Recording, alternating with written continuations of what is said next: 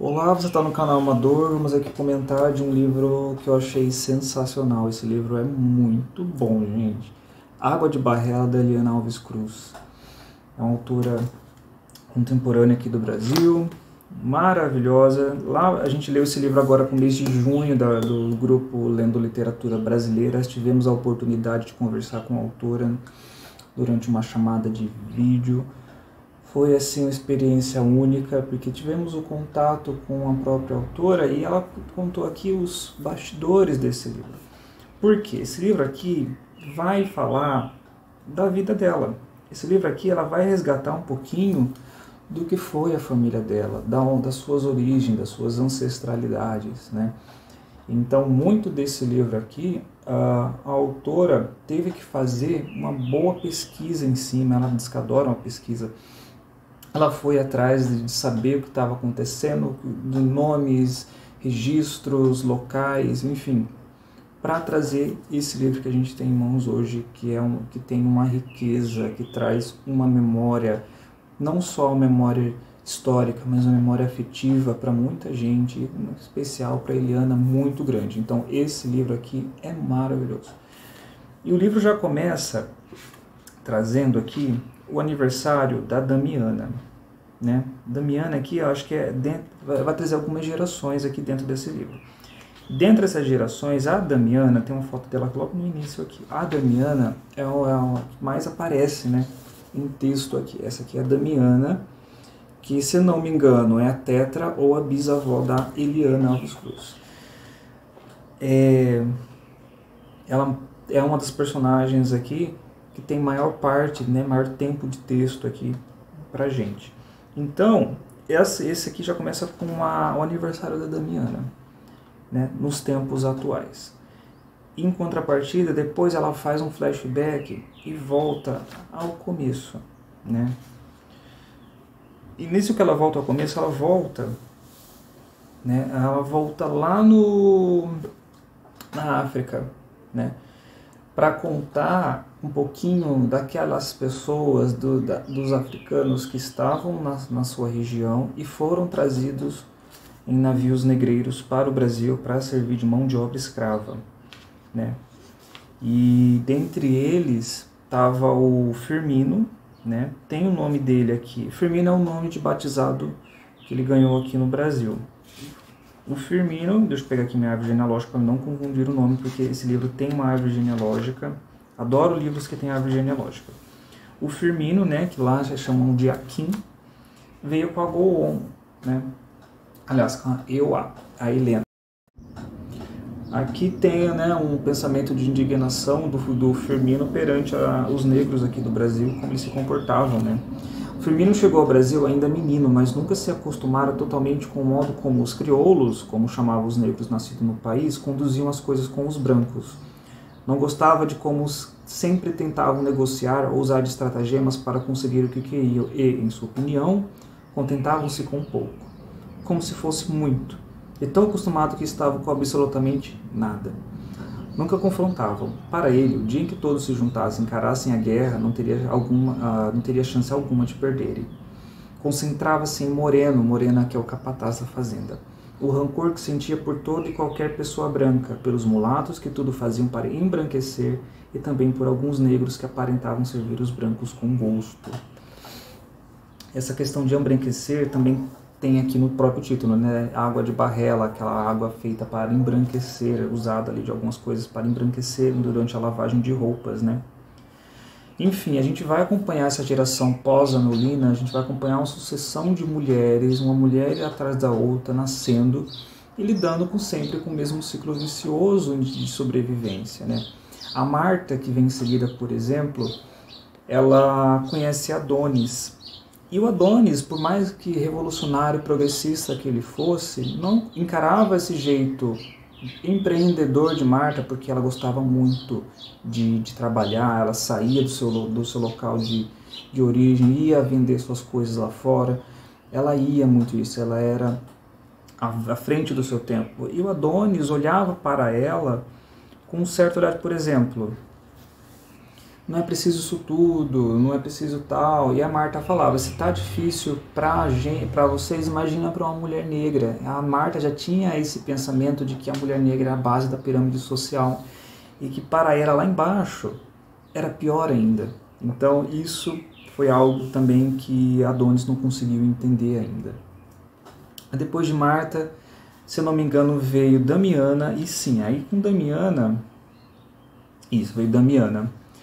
Aí com Damiana, a Marta já focou na questão de estudo, né, com a Damiana. Enquanto Marta era aquela empreendedora de conseguir batalhar, né, o Adonis via isso como uma questão de revanchismo, que ela nunca vai conseguir ali bater de frente com o próprio empreendedorismo dos brancos, enfim.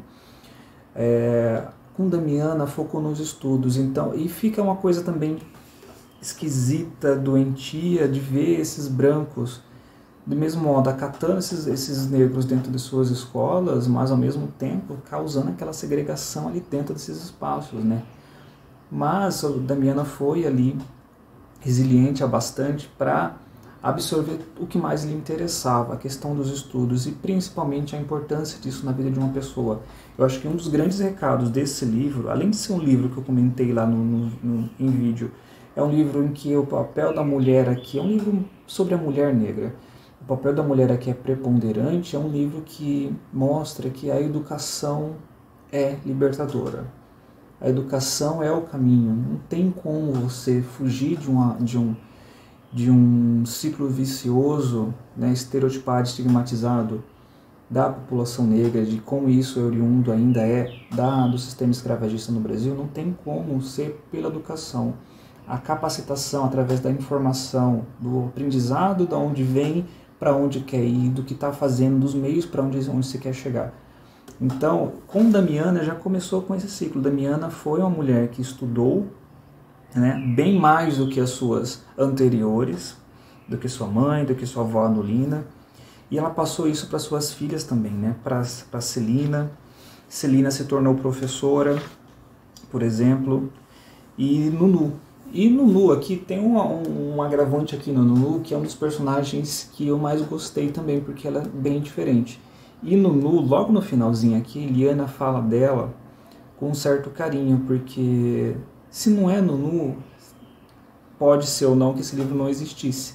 Mas muito do que a gente tem aqui dentro desse livro, a gente se deve a Nunu. E Nunu teve uma história de vida um pouco mais difícil, né? Celina estudou, conseguiu empreender, foi professora, conseguiu casar com um homem que conseguiu trazer uma base econômica, uma base mais sólida para ela.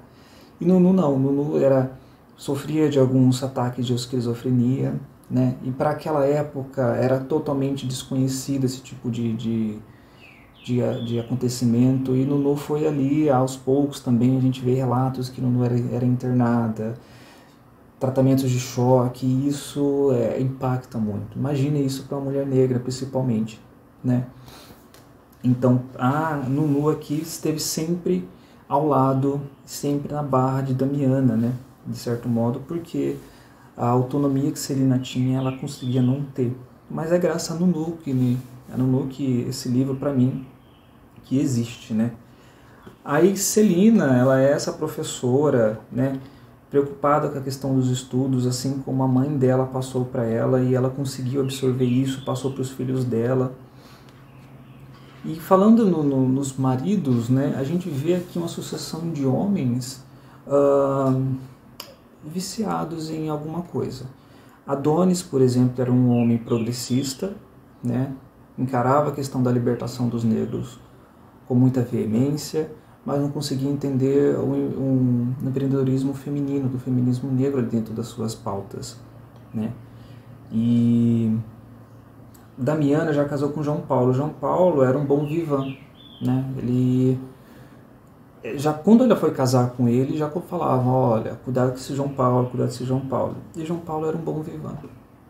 E como um bom vivant, né, a Damiana não acabou sendo sua única mulher na vida, né? Depois, com o casamento de Celina com Manuel já era um negro já mais abastado, vinha de uma família, digamos assim, um pouco mais financeiramente melhor, vamos dizer assim, tanto que no casamento dos dois é descrito que Damiana, tá a Marta lá no casamento, e eles ficam meio receosos assim, porque eles são um pouco mais humildes que eles, né? E eles vêm pro Rio de Janeiro e tal, viver lá na parte da Rocinha, se não me engano. E é através de Celina que vem nascer o primeiro menino, né, depois de uma geração de mulheres, que é o Eloá. É engraçado que ele fala assim, nasceu Eloá, e ele vai ficar explicando a vida inteira do porquê esse Eloá, porque a gente costuma ver como um nome feminino. E Eloá é o pai da autora aqui, né, da Eliana. E a gente chega na geração atual. Enfim, gente, é um livro maravilhoso. Eu acho aqui que os personagens ficam com a gente. Eu adoro livros que têm gerações, né? O 100 Anos de Solidão, O Tempo e o Vento, A Casa dos Espíritos. Eu adoro esses livros assim que passam gerações. A gente vai ali passando geração, e lá na frente a gente fica falando, nossa, essa aqui era da geração anterior. Eu adoro ter esse tipo de livro. E aqui a gente cara muito disso, né? Essas gerações de mulheres negras dentro da mudança, né? Da mudança, tem tanto ali do próprio pensamento da mulher negra frente ao seu tempo, as mudanças que ela encararam perante a sociedade, como o empreendedorismo, como a questão do casamento, a questão da sobrevivência, a própria participação feminina negra aqui dentro também era marginalizada, né? Você vê aqui Celina sendo professora, mas antes dela ser professora, na base da Celina tinha mulheres que foram estupradas, foram mucamas, foram empregadas, lavadeiras, enfim, era a base da pirâmide. Então, essa sucessão de gerações causou esse progresso dentro das famílias, né? Acompanhado com isso, vem também o progresso do Brasil, né? A gente acompanha aqui o Brasil saindo desse período escravocrata, passando pela Primeira República. Os acontecimentos aqui, ela vai pincelando aqui uns principais detalhes de cada momento histórico do Brasil, para a gente se situar, né, em que momento se encontra aqui esses personagens, por exemplo, onde tem uma festa, onde eles discutem a questão do negro na sociedade, se é produtivo, se não é. Enfim, e também tem a questão do próprio feminismo, que é uma coisa que também me deixou muito aqui gritante, né? Tem a Lili Tosta, que ela volta da Europa, com grandes ali pensamentos sobre o feminismo branco lá, europeu, chega no Brasil, acha aquilo totalmente, vamos dizer assim, na gíria atual, totalmente cringe, porque é totalmente atrasado, como um país pode viver nisso, a mulher tem que ter independência, a mulher tem que ter isso, a mulher tem que ter o voto, e como bem Eliana deixou claro, foi graças a essas mulheres que hoje conseguiram o que conseguem hoje, graças ao movimento das mulheres brancas. Só que o feminismo branco se esqueceu de que a mulher negra já estava no batente, já estava na questão de sobrevivência, tendo que assumir suas próprias responsabilidades, correr atrás de suas coisas, no braço mesmo, desde muito tempo antes das teorias feministas acontecerem. Então você vê ela falando essa questão, a mulher tem que conquistar seu próprio trabalho, seu próprio voto. Marta já estava empreendendo antes mesmo dessas teorias acontecerem. Então, e você vê que o feminismo branco desconsiderava um pouquinho, né, a questão da racialização, né? Raça e gênero tem que estar ali, interseccionalidade, né? Tem que transpassar uma a outra. E o feminismo branco olhava apenas como questão de gênero, não questão de raça. Então a gente vê claro isso na questão da Lili Tosta, quando ela aparece aqui na história mais para frente, né? Ela lida ali com Damiana, com Celina, por exemplo, que ela conversa um pouquinho com elas a respeito das próprias pautas que ela acha que precisam ser colocadas no Brasil. Enfim, gente, é um livro que, como eu falei, é um livro que resgata essa importância da mulher negra aqui no Brasil. É um livro de afetividade, porque isso, depois que você lê, fecha o livro, lê o último capítulo aqui, em que ela conta sobre como esse livro aconteceu, e depois você ouve Eliana falar sobre esses relatos, né, as pesquisas que ela fez, e você fala, gente, as pessoas desse livro aqui existiram de fato, essas histórias existiram. É um livro sensacional, gente. Periga aqui ser o melhor livro do ano que eu já li, porque ele é muito bom. Tem outros livros da Eliana aqui na minha coleção, com certeza vai passar na frente, eu quero ler tudo que essa mulher escreveu. Fica a dica aqui desse livro maravilhoso, vale a pena, se você ver ele na livraria, agarra, que é bom, que atira o alvo na certa. Se você gostou do vídeo, curta, se inscreva no canal, tem vídeo aí toda semana e até a próxima.